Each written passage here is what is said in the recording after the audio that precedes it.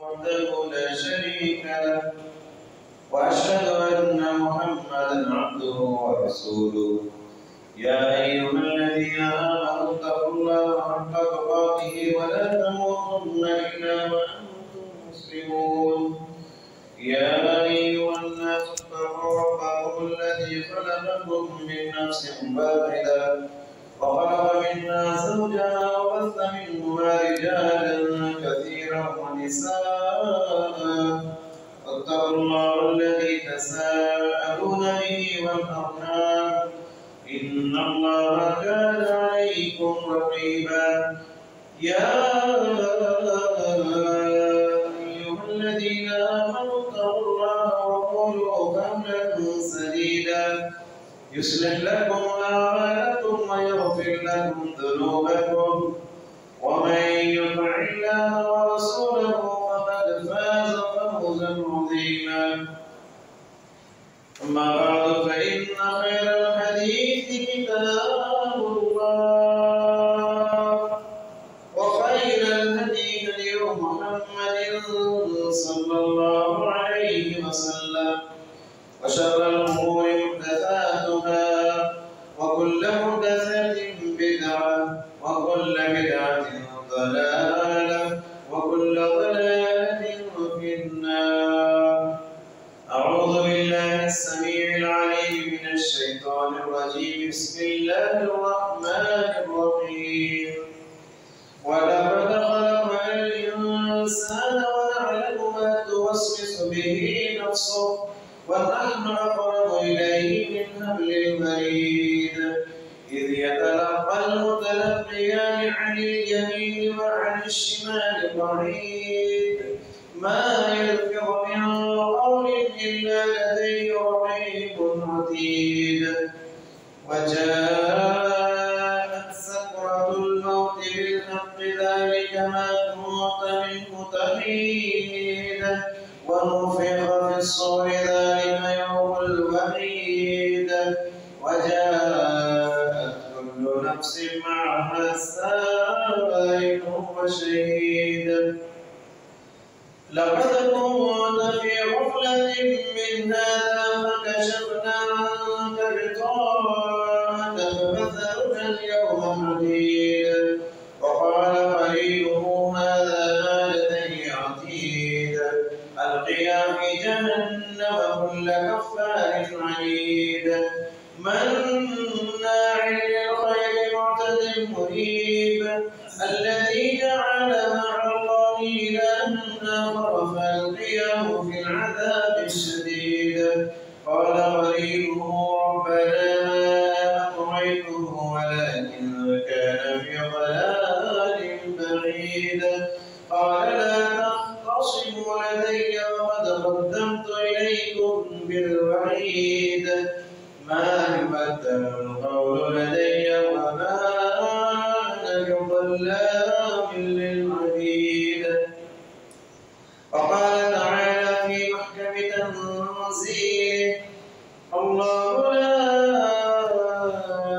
إله إلا هو الحي القيوم لا تأخذه سنة ولا نوم له ما في السماوات وما في الأرض من ذا الذي يشفع عنده إلا بإذنه يعلم ما بين أيديهم وما خلفهم ولا يحيطون بشيء من علمه إلا بما شاء وسع كرسيه السماوات والأرض ولا يئوده حفظهما وهو العلي العظيم.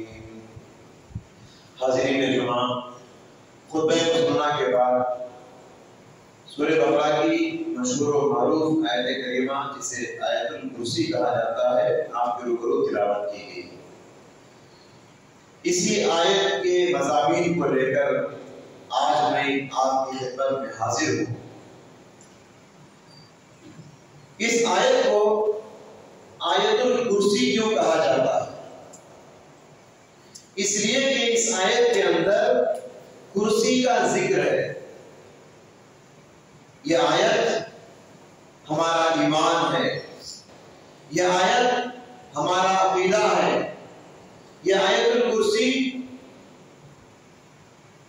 مشکلات اور مسائل سے بچنے کے لیے ایک حل ہے۔ یہ آیت الکرسی ہمارا دین ہے۔ اس آیت کے اندر بہت سارے فضائل ہیں، بہت سارے مضامین ہیں۔ اس وجہ سے اس آیت کریمہ کی بہت اہمیت ہے، بہت ہی عظیم آیت ہے قرآن کریم کی۔ حضرت ابی بن کعب رضی اللہ تعالیٰ عنہ سے ایک مرتبہ پیارے نبی صلی اللہ علیہ وسلم نے ایک سوال کیا، بڑا مشکل سوال۔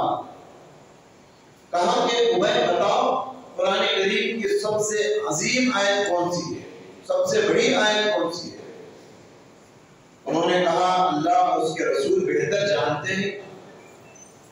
پیارے نبی نے پھر سوال کیا، نہیں بتاؤ، سوچ کے بتاؤ قرآن کی عظیم آیت کون سی ہے؟ حضرت ابی بن کعب نے کہا میں سمجھتا ہوں اللہ کے رسول وہ آیت الکرسی ہے۔ پیارے نبی صلی اللہ علیہ وسلم اتنے خوش ہوئے، ان کے سرے پر ہاتھ مارتے ہوئے فرمایا لِيَهْنِكَ الْعِلْمَ أَبَا الْمُنذِرِ، اے ابو المنذر قرآن کا مخصوص علم تم کو مبارک۔ اللہ کے نبی اتنی خوشی کا اظہار کیوں کیے؟ اس لیے یہ بہت مشکل سوال تھا۔ ہم کوشچن پیپر میں ملٹیپل چوائس دیتے ہیں، اے بی سی، اس میں سے ایک ٹک کرنا رہتا ہے، 3 میں سے ایک صحیح جواب رہتا ہے، ذرا آسان ہے۔ یہاں تو قرآن کے اندر 6000 سے زائد آیتیں ہیں، اس میں سے ایک کو ٹک کرنا ہے، اتنا مشکل سوال ہے۔ اس لیے اللہ کے نبی اتنا خوش ہوئے، مبارکبادی دیتے ہوئے، شاباشی دیتے ہوئے ان کے سینے پر ہاتھ مار کر فرمایا لِيَهْنِكَ الْعِلْمُ يَا أَبَا الْمُنذِرِ، اے ابو المنذر قرآن کا خاص علم تم کو مبارک۔ تو حاضرین گرامی، سورتوں کے اعتبار سے اگر دیکھا جائے سورہ فاتحہ سب سے عظیم سورت ہے۔ آیتوں کے اعتبار سے اگر دیکھا جائے تو آیت الکرسی یہ سب سے عظیم آیت ہے، قرآن کی سب سے بڑی آیت ہے۔ مستد احمد کی روایت، شیخ البانی نے رحمۃ اللہ علیہ نے اس حدیث کو صحیح کہا، ان لہا لسانا و شفتین، آیت الکرسی کو یہ ایک زبان ہے جی اور 2 ہونٹ ہیں، تقدس الملک عند ساق العرش۔ فرمایا کہ یہ آیت الکرسی اللہ کے عرش کے سامنے 7 آسمان والے 7 زمین والے پروردگار کی تعریف بیان کرتی ہے۔ آیت الکرسی کو زبان ہے، آیت الکرسی کو 2 ہونٹ ہیں، اللہ کے سامنے، اس کے عرش کے سامنے اللہ کی تعریف، اللہ کی بڑائی، اللہ کی پاکی بیان کرتی ہے۔ اس کی بڑی فضیلتیں، اس کی ایک فضیلت یہ ہے کہ اس آیت کے اندر اسم اعظم ہے، یعنی اللہ کے 2 عظیم نام ہیں، وہ بہت ہی فضیلت اور اہمیت ہے وہ 2 ناموں کی۔ ان 2 ناموں کے ذریعے سے جو بھی دعا کی جاتی ہے پیارے نبی صلی اللہ علیہ وسلم نے فرمایا اس کی دعا ضرور قبول کی جاتی ہے۔ کون سے ہیں وہ 2 نام؟ الحی القیوم، الحی القیوم، اللہ لا الہ الا هو الحی القیوم، یہ ان کو اسم اعظم کہا جاتا ہے۔ ان 2 ناموں کے وسیلے سے جو بھی دعا کرتا ہے اس کی دعا اللہ تعالیٰ ضرور قبول کر لیتا ہے۔ ابو امامہ الباہلی رضی اللہ تعالیٰ عنہ سے روایت ہے کہ پیارے نبی صلی اللہ علیہ وسلم نے فرمایا کہ قرآن کریم میں 3 سورتوں میں اسم اعظم ہے۔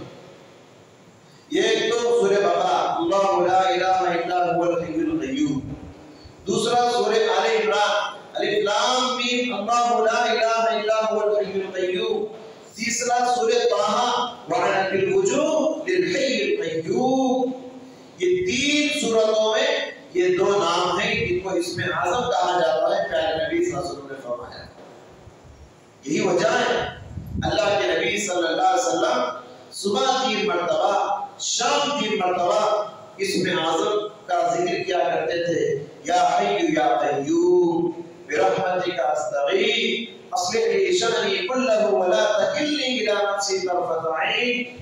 اے زندہ رہنے والی ذات، اے دنیا کو تھامنے والی، دنیا کو کنٹرول میں لینے والی ذات، برحمتک استغیث، میں تیری رحمت کا بھکاری ہوں، میں تیری رحمت کا سوالی ہوں، اصلح لی شأنی کلہ، میری پوری حالت کو سدھار دے، ولا تکلنی الی نفسی طرفۃ عین، پلک جھپکنے کے برابر بھی مجھے دوسروں کے حوالے نہ کر۔ اللہ کے نبی صلی اللہ علیہ وسلم یا حی یا قیوم کے الفاظ کو صبح شام ذکر کیا کرتے تھے۔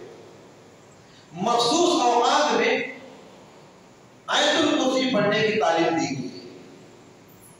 ایک وقت تو یہ ہے کہ ہر فرض نماز کے سلام پھیرنے کے بعد آیت الکرسی پڑھنے کی تعلیم دی گئی۔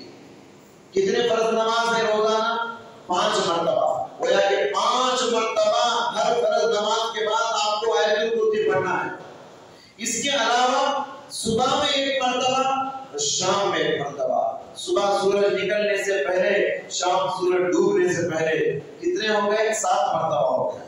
اس کے علاوہ ایک اور وقت اللہ کے نبی بتائے ہیں جب انسان سونے کے لیے بستر پہ جاتا ہے، سونے سے پہلے آیت الکرسی پڑھنے کی تعلیم دی گئی۔ 3 اوقات ہیں، تو گویا پورے 8 مرتبہ ایک دن میں آیت الکرسی پڑھنے کی تعلیم دی گئی۔ مخصوص اوقات ہیں، ان کے علاوہ جب بھی چاہے انسان آیت الکرسی پڑھ سکتا ہے اور پڑھتے رہنا چاہیے۔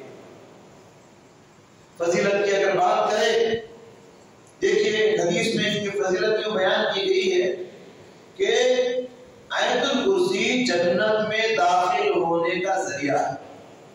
آیت الکرسی جو پڑھے گا وہ جنت میں جائے گا۔ پیارے نبی صلی اللہ علیہ وسلم نے فرمایا، جو بندہ ہر فرض نماز کے بعد آیت الکرسی پڑھتا ہے تو اس کے اور جنت کے درمیان صرف موت رکاوٹ بنی ہوئی ہے۔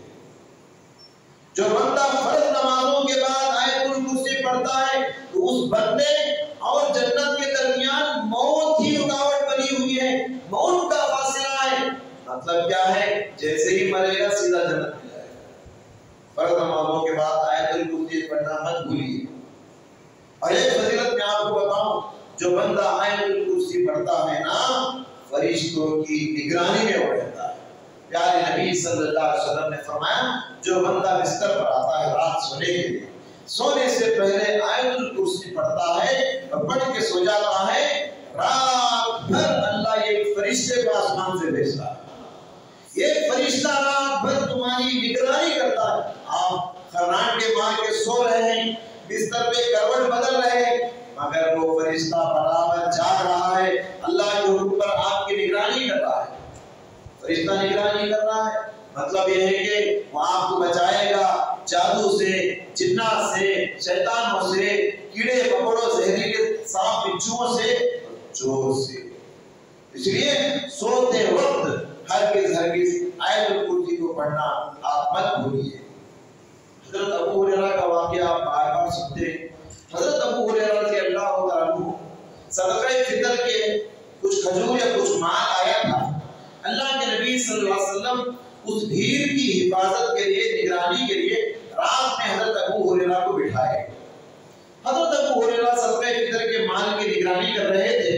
ایک آدمی آیا، ایک چور آیا اور صدقہ فطر کے مال کو چرا کے لے جا رہا تھا۔ حضرت ابو ہریرہ دیکھ لیے، جا کے اس کا ہاتھ پکڑ لیے، چور کو پکڑ لیے۔ چور جو ہے منت سماجت کرنے لگا، رحم و کرم کا بھیک مانگنے لگا، کہنے لگا کہ میرے بیوی بچے ہیں، مجھے چھوڑ دیجیے۔ حضرت ابو ہریرہ رحم کھا کے چھوڑ دیے۔ صبح اللہ کے نبی سے ملاقات کیے۔ ابو ہریرہ کے کچھ کہنے سے پہلے آسمان سے اللہ کے نبی کو بتا دیا گیا تھا۔ پیارے نبی نے فرمایا، ما فعل اسیرک البارحہ، کل رات کا چور کا کیا قصہ ہے ابو ہریرہ؟ کیا ہوا اس کا؟ ابو ہریرہ نے کہا، اللہ کے نبی وہ بیوی بچوں کا واسطہ کیا، مجھے رحم آیا، میں اس کو معاف کر دیا۔ پیارے نبی نے فرمایا کہ آج بھی آئے گا۔ پھر دوسری رات حضرت ابو ہریرہ نگرانی کر رہے تھے، پھر دوسری رات بھی آیا۔ حضرت ابو ہریرہ پھر اس کو پکڑ لیے۔ اس نے ابو ہریرہ نے کہا، آج تو میں تجھے چھوڑنے والا نہیں ہوں۔ پھر رحم و کرم کی درخواست بیوی بچوں کا حوالہ دینے لگا۔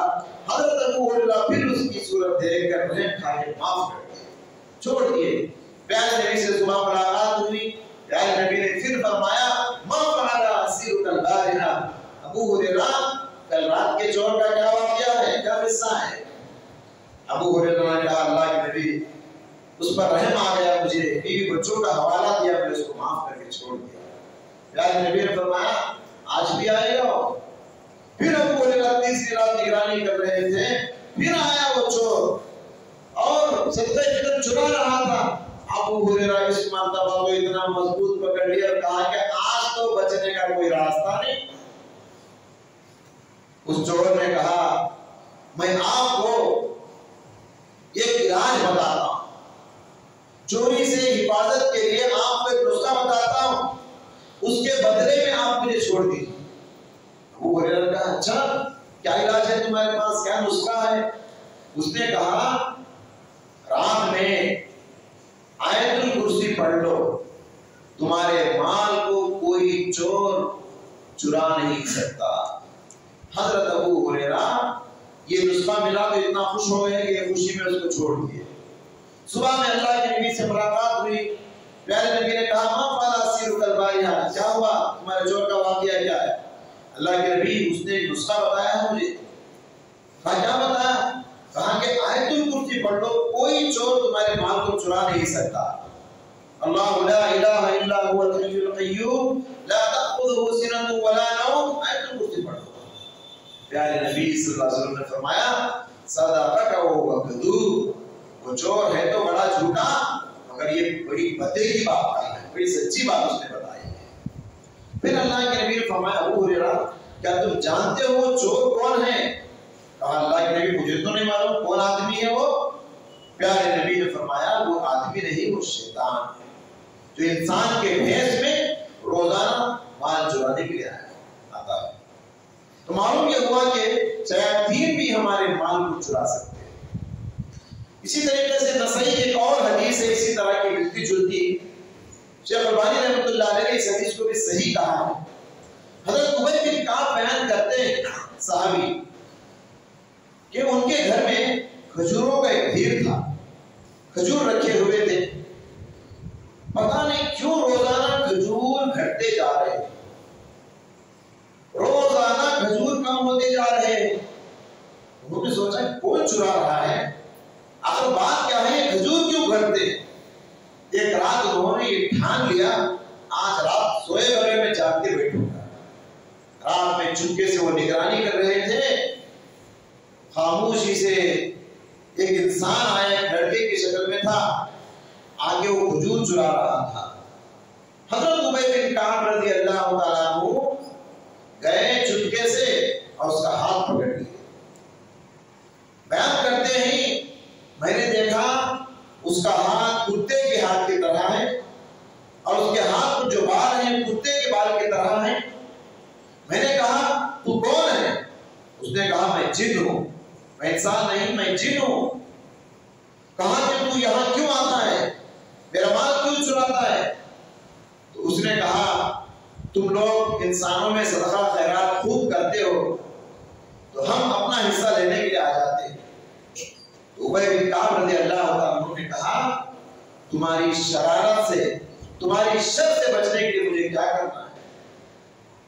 تو اس جن نے کہا جو انسان صبح ایک مرتبہ آیت الکرسی پڑھ لے تو شام تک وہ شیطانوں کی شرارت سے محفوظ ہو جاتا ہے، اور شام میں جو آیت الکرسی پڑھ لے تو صبح تک وہ جن و شیاطین کی شر سے محفوظ ہو جاتا ہے۔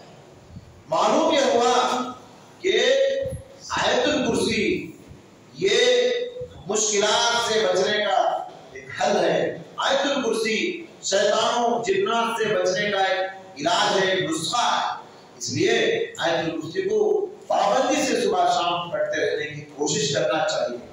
اس واقعے سے بھی معلوم ہوا ہمارے گھروں میں جو چوری ہوتا ہے ایسا نہیں کہ صرف انسان چراتے ہیں، کبھی کبھی شیاطین اور جنات بھی ہمارے مال کو چرا سکتے ہیں۔ دیکھے بغیر ہم کسی پر بدگمانی نہیں کر سکتے، کسی پر الزام نہیں لگا سکتے، کیونکہ چوری انسان کے علاوہ دوسری نہیں کرتی.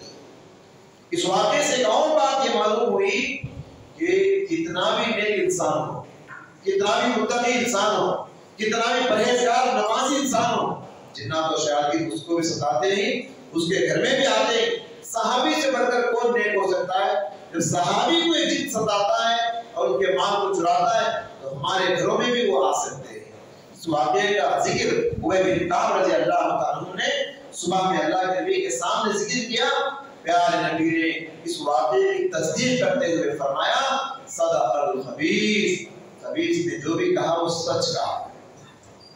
حضرات گرامی, آیت الکرسی آپ پڑھ لیجئے, کسی عامل کامل کی آپ کو ضرورت ہے, یقین کے ساتھ اللہ پر بھروسے کے ساتھ آپ اس کو پڑھنے کی عادت بنا لیجئے. اب چلیے آخر میں کچھ باتیں بتا کر اپنی بات ختم کروں گا کہ آیت الکرسی کے مضامین کیا ہے, آیت الکرسی کے اندر کیا کیا باتیں چھپی ہوئی ہیں, اس کا ترجمہ کیا ہے. دیکھیے آیت الکرسی شروع ہوتی ہے لفظ جلالہ اللہ کے نام کے ساتھ, اللہ لا الہ الا ہو. لفظ جلالہ اللہ کا نام قرآن کریم میں لگ بھگ 2360 مرتبہ آیا. کئی مرتبہ اللہ کا ذکر, اللہ کا نام قرآن کریم میں آتا ہے. دیکھیے لفظ اللہ یہ ہمارے خالق کا نام ہے, ہمارے مالک کا نام ہے, ہمارے پروردگار کا نام ہے. اللہ کے علاوہ جو نام ہے, مثال کے طور پر اسماء الحسنی میں سے رحیم ہے. جب ہم رحیم کہتے ہیں یہ صرف اللہ کی رحمت کا مظہر ہے. جب ہم رزاق کہتے ہیں تو صرف اللہ کی رزاقیت کا مظہر ہے, روزی کی طرف اشارہ کرتا ہے. ہم غفار کہتے ہیں جب تو یہ اللہ کی مغفرت کا مظہر ہے بس. لیکن لفظ اللہ ایک ایسا نام ہے جو اللہ کے تمام اسماء و صفات کا مظہر ہے. اللہ کے سارے اسماء و صفات, ان للہ 99 اسماء, 99 اللہ کے نام میں جو بتایا گیا, یہ سارے ناموں کا خلاصہ لفظ اللہ ہے. 99 نام تو ہم کو بتائے گئے, اس کے علاوہ بھی بے شمار نام ہے اللہ سبحانہ و تعالیٰ کے جو اللہ نے کسی مخلوق کو بتایا ہے, پیغمبروں کو بتایا ہے, غیب میں اللہ نے چھپا کے رکھا ہے. اللہ کے ناموں کی کوئی گنتی نہیں. تو سارے ناموں کا خلاصہ کیا ہے؟ لفظ اللہ ہے. اللہ رب العالمین کا نام بہت ہی مبارک نام. اللہ کے علاوہ جو اللہ کے صفاتی نام ہیں وہ عارضی طور پر مخلوق کو بھی ہم رکھ سکتے ہیں. جیسے کہ ہمارے نبی کا ایک صفاتی نام ہے رؤوف اور رحیم. ہمارے نبی صلی اللہ علیہ وسلم کا نام ہے لقد جاءکم رسول من انفسکم عزیز علیہ ما عنتم حریص علیکم وبالمؤمنین رؤوف الرحیم. مومنوں پر رؤوف ہیں, رحیم ہیں, اور ہمارے نبی صلی اللہ علیہ وسلم بڑے مہربان ہیں, بڑے نرم دل ہیں ہمارے نبی صلی اللہ علیہ وسلم مومنوں پر. تو رؤوف اور رحیم یہ دو نام اللہ کے صفاتی نام ہیں, لیکن مخلوق کو بھی یہ نام رکھے جا سکتے ہیں. لیکن اللہ کا نام یہ صرف اللہ تبارک و تعالیٰ کے لیے خاص کر دیا گیا ہے. اس آیت میں 10 باتیں, 10 مضامین ہیں, 10 ٹاپک ہیں اس آیت کے اندر. پہلی بات لا الہ الا ہو, اللہ کے سوا کوئی اس دنیا کا معبود نہیں ہے. سچا معبود صرف اللہ ہے. اللہ کے علاوہ دنیا میں جتنے بھی معبود ہیں یہ جھوٹے معبود ہیں, یہ باطل معبود ہیں. اس عقیدے کو ہم ذہن میں رکھیں. جب تک یہ عقیدہ دنیا میں باقی رہے گا تب تک دنیا باقی رہے گی. جس دن یہ عقیدہ دنیا کے انسانوں سے ختم ہو جائے گا, دنیا میں جب تک اللہ اللہ کرنے والے رہیں گے کائنات میں قیامت آ نہیں سکتی, کائنات فنا نہیں ہو سکتی. جس دن اس زمین پر سے ایک آدمی بھی ایسا نہ ہو جو اللہ اللہ کرتا ہو, اسی دن قیامت آ جائے گی. پیارے نبی صلی اللہ علیہ وسلم نے ارشاد فرمایا, مسلم شریف کی حدیث ہے, لا تقوم الساعة حتى لا يقال على الارض اللہ اللہ. قیامت اس وقت تک قائم نہیں ہو سکتی جب تک کہ زمین پر اللہ اللہ کہنے والا باقی رہے۔ جس دن زمین سے اللہ کا نام لینے والا، توحید کا عقیدہ رکھنے والا جس دن زمین سے ختم ہو جائے گا، وہ قیامت کا پہلا دن ہوگا۔ تو لہذا یہ دنیا باقی ہے لا الہ الا اللہ پر، یہ دنیا قائم ہے عقیدہ توحید پر، یہ دنیا باقی ہے مسلمانوں کی وجہ سے، اللہ اللہ کرنے والے، اللہ کا نام لینے والوں کی وجہ سے۔ دوسرا مضمون کیا ہے؟ الحی القیوم، جیسے کہ میں نے ابھی بتایا یہ اسم اعظم ہے۔ حی کے معنی ہے زندہ رہنے والا، قیوم کے معنی ہے باقی رکھنے والا، قائم رکھنے والا، تھامنے والا، سب کو کنٹرول میں رکھنے والا۔ پیارے نبی صلی اللہ علیہ وسلم نے فرمایا انت الاول ولیس قبلک شیء، اللہ ہی سب سے اول ہے، اس سے پہلے کوئی نہیں۔ وانت الاخر ولیس بعدک شیء، اور اللہ تعالیٰ سب سے آخر ہے، اس کے بعد کوئی نہیں۔ کل من علیہا فان ویبقى وجہ ربک ذو الجلال والاکرام، دنیا میں جو بھی آتا ہے سب کو فنا ہونا ہے، سوائے اللہ کی ذات ہے اس کو موت نہیں، وہ ہمیشہ سے زندہ ہے اور ہمیشہ زندہ رہے گا۔ دنیا والے آتے رہیں گے اور مرتے رہیں گے۔ تیسرا مضمون کیا ہے آیت الکرسی میں؟ لا تأخذه سنة ولا نوم، اللہ کو اونگ بھی نہیں آتی، اللہ کو نیند بھی نہیں آتی۔ اونگنا کسے کہتے ہیں؟ نیند سے پہلے انسان جو سو جاتا ہے، نیند کا مقدمہ اسے کہتے ہیں۔ اللہ کو اونگ بھی نہیں آتی، اللہ تعالیٰ کو نیند بھی نہیں آتی۔ نیند کا نہ آنا انسان کے لیے عیب ہے، اور نیند کا نہ آنا یہ اللہ کے لیے صفت کمال ہے، اللہ کی بہترین صفت ہے۔ کیونکہ دنیا کو چلانے والا اگر سو جائے تو دنیا کیسے چلے گی؟ ایک بس کا ڈرائیور اگر اس کو اونگنے لگے، سونے لگے، تو پیسنجرز کا کیا حال ہوگا آپ جانتے۔ تو دنیا کو چلانے والا اللہ سبحانہ و تعالیٰ ہے، تو اگر اس کو نیند آ جائے، اگر اس کو اونگ آ جائے، تو دنیا درہم برہم ہو جائے گی، دنیا زیر و زبر ہو جائے گی۔ اللہ تبارک و تعالیٰ ہمارا اللہ وہ ذات ہے، اس کو نیند اور اونگ نہیں آتی۔ ہم مسجد کو آتے ہیں تو گھنٹہ مار کے اللہ کو نہیں اٹھاتے، اللہ اس کو جانتا ہے۔ اللہ انہ علیم بذات الصدور، تمہارے دلوں کے بھیدوں کو بھی اللہ، دلوں میں کیا خیالات آتے ہیں وہ بھی اللہ جانتا ہے، اس کو نیند نہیں آتی۔ تو جب لا تأخذہ سنۃ ولا نوم ہم کہتے ہیں، یہ ساری باتیں ہمارے ذہن میں ہونی چاہیے۔ لہو ما فی السماوات و ما فی الارض، جو کچھ زمین میں ہے، جو کچھ آسمانوں میں ہے، سب کا مالک وہی ہے، سب کا خالق وہی ہے، سب کو پیدا کرنے والا وہی اللہ سبحانہ و تعالیٰ ہے۔ پھر اللہ تعالیٰ نے فرمایا یا ایھا الناس ضرب مثل فاستمعوا له ان الذين تدعون من دونه لن يخلقوا ذبابا ولو اجتمعوا له، لوگوں ایک مثال بیان کی جاتی ہے، ذرا غور سے سن لو۔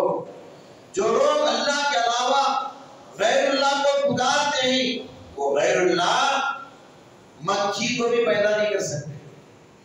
اگر مکھی ان کے کھانے کی کوئی چیز اٹھا کر لے کر اڑ جائے، اس چیز کو چھیننے کی بھی طاقت غیر اللہ کے پاس نہیں۔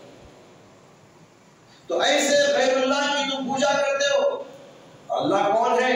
لہو ما فی السماوات و ما فی الارض، جو کچھ آسمانوں میں ہے، جو کچھ زمینوں میں ہے، سب اللہ کا ہے۔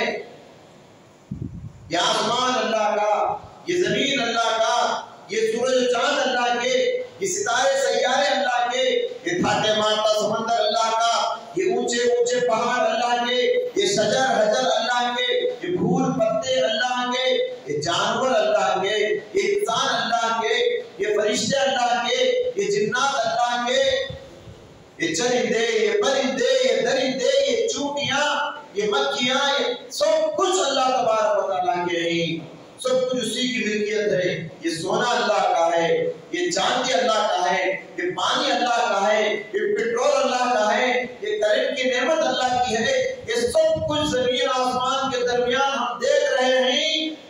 لہو ما فی السماوات والارض وما فی الارض، اللہ نے کہا اسی کی، جب یہ آیت ہم پڑھتے ہیں کہ سب باتیں اپنے ذہن میں ہونی چاہیے. اور جب خالق اللہ ہے تو مالک بھی اللہ ہی ہے. جب خالق اللہ سبحانہ و تعالیٰ ہے تو مالک بھی اللہ تبارک و تعالیٰ ہے. کوئی چیز ایسی نہیں کہ اس کا کوئی اور مالک ہو. کوئی ذرے ذرے کا مالک اللہ سبحانہ و تعالیٰ ہے.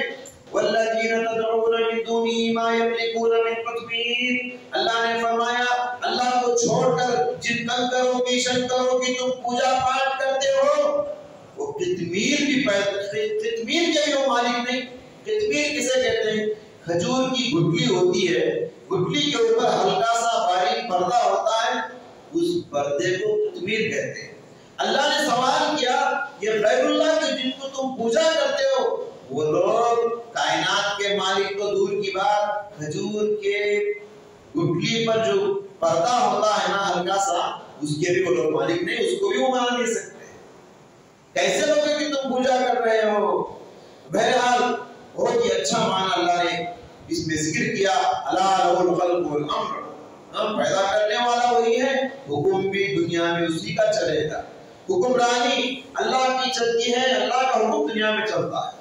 وہ جب چاہتا ہے بارش ہوتی ہے, وہ جب چاہتا ہے موسم بدلتے, جب چاہتا ہے موت آتی ہے, جب چاہتا ہے سورج نکلتا ہے, وہ جب چاہتا ہے ڈوب جاتا ہے. اس کے حکم کے مطابق کائنات کا نظام اور کائنات کا سسٹم چلتا ہے. اس کے بعد پانچواں مضمون کیا ہے؟ من ذا الذی یشفع عنده الا باذنہ. اللہ سوال کرتا ہے کون ہے وہ, کون ہے وہ اللہ کے دربار میں اللہ کی اجازت کے بغیر سفارش کرے؟ کون ہے وہ اللہ کے سامنے اللہ کی پرمیشن کے بغیر کسی کی ریکمنڈیشن کرتے؟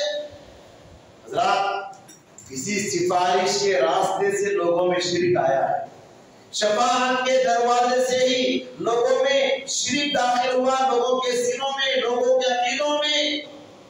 کیونکہ مشرکین بھی جو مکہ کے مشرکین تھے اسی شفاعت کے راستے سے وہ لوگ گمراہ ہو گئے. ما نعبدهم بالله ليقربونا الى الله زلفى. وہ کہتے تھے یہ لات کی, منات کی, عزا کی جو ہم پوجا کرتے ہیں اس لیے کہ ان کے ذریعے سے ہم اللہ کے قریب ہونا چاہتے ہیں. آج مسلمان وہی کہتے ہیں ہم بابا کی قبر کو کیوں جاتے ہیں, ہم ولیوں کو کیوں مانتے ہیں, ہم شہیدوں سے دعا کیوں کرتے ہیں. ہم ڈائریکٹ اللہ کے پاس جا نہیں سکتے, ہم ان ولیوں کے, ان پیروں کے, ان مرشدوں کے ذریعے سے ہم اللہ سے قریب ہونا چاہتے ہیں. یہی شرک کا دروازہ ہے. قرآن کریم کی آیت کہتی ہے ما نعبدهم الا ليقربونا الى الله زلفى.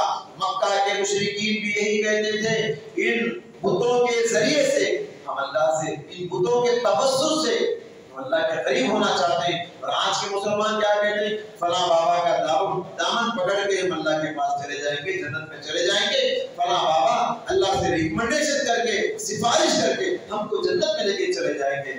اللہ سوال کرتا ہے آیت الکرسی میں من ذا الذی یشفع عنده الا باذنہ. کون ہے جی وہ, اس طرح کی باتیں کرنے والا کون ہے اللہ کے دربار میں اللہ کی اجازت کے بغیر ریکمنڈیشن کر دے؟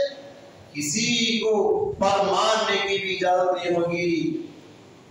یوم یقوم الروح والملائکۃ صفا. جبرائیل علیہ السلام بھی قیامت کے دن سب باندھ کے کھڑے ہوں گے. لا یتکلمون الا من اذن له الرحمن. رحمان کی پرمیشن, اجازت کے بغیر جبرائیل بھی بات نہیں کریں گے, کون انسان بات کرے گا, کسی کو اجازت نہیں ہوگی. جب ہم منزل الذی یشفع عنده الا باذنہ پڑھتے ہیں تو یہ مضمون ہمارے ذہن میں ہونی چاہیے. پھر اس کے بعد فرمایا چھٹا مضمون یعلم ما بین ایدیہم وما خلفہم. اللہ تمہارے آگے کا بھی جانتا ہے, تمہارے پیچھے کا بھی جانتا ہے. تمہارا پاسٹ کیا ہے, تمہارا پریزنٹ کیا ہے, تمہارا فیوچر کیا ہے, ماضی, حال, مستقبل, یہ سب اللہ کے علم میں ہے. غیب کا علم اللہ سبحانہ و تعالیٰ کو ہے. اس کے بعد ساتواں مضمون ولا یحیطون بشیء من علمہ الا بما شاء. انسان کو اتنا ہی علم ملے گا جتنا اللہ نے دیا. اللہ کے پاس جو علم ہے اس کو کوئی انسان حاصل نہیں کر سکتا. اللہ کے پاس کتنا علم ہے, انسان کے پاس کتنا علم ہے. چھوٹی سی مثال موسیٰ اور خضر کے قصے میں ہے.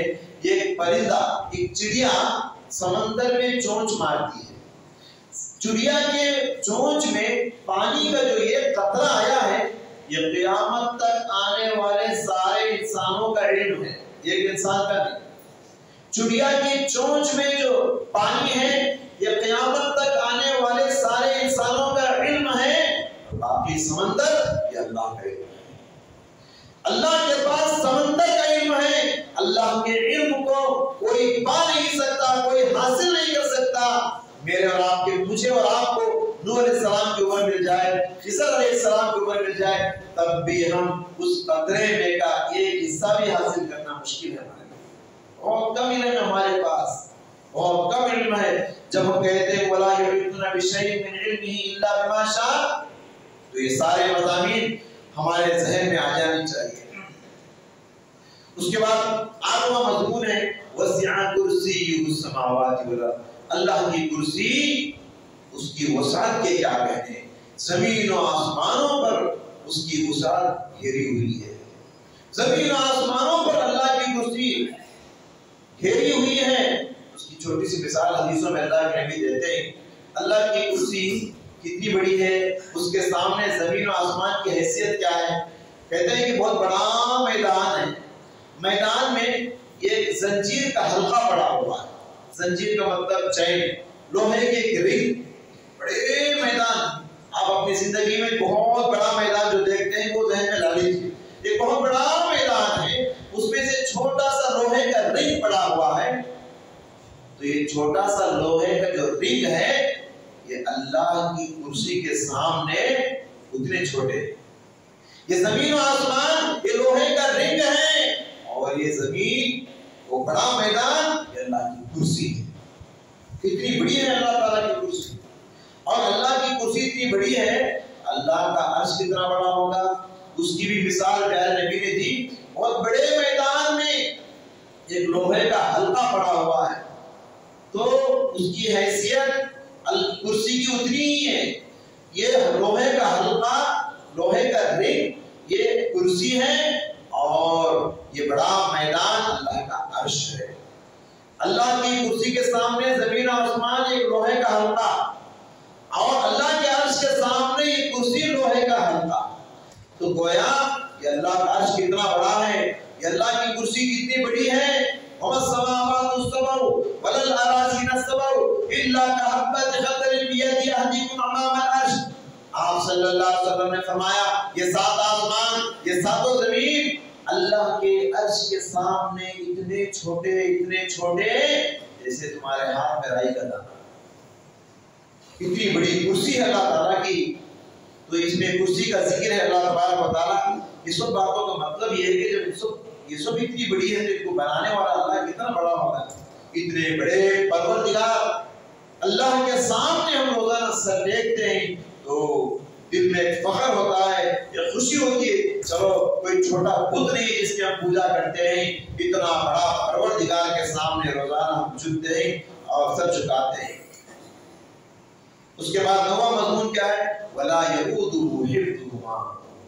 یہ آسمان و زمین کو بنا کے، اتنی بڑی کائنات کو بنا کے اللہ تھکا نہیں، ان کی حفاظت کرتے ہوئے اللہ تعالیٰ تھکتا نہیں، اللہ تھکے بغیر ان سب کو چلا رہا ہے۔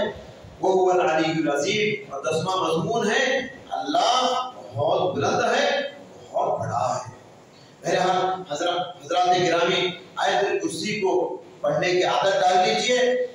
آیت الکرسی پڑھنے سے فائدہ ہوتا ہے، آیت الکرسی تعویذ میں لپیٹ گلے میں لگانے سے فائدہ نہیں ہوتا، آیت الکرسی کے دوغرے بنا کے گھروں میں دکانوں مکانوں میں لٹکانے سے فائدہ نہیں ہوتا۔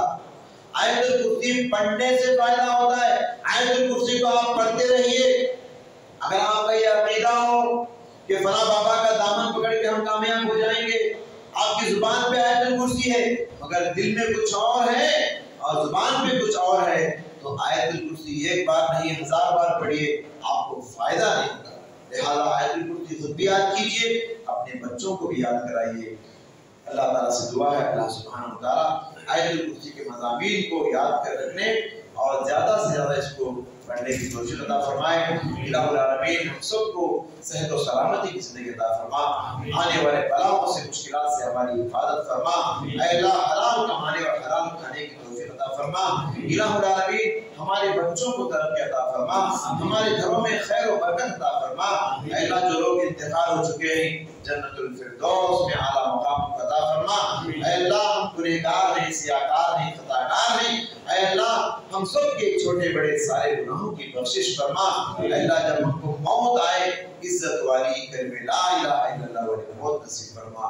آمین۔ بارک اللہ لنا ولکم فی القرآن العظیم ونفعنا وإياكم بآیات من الآیات والذکر الحکیم، انہ تعالی جواد کریم علیکم ورحمۃ اللہ وبرکاتہ۔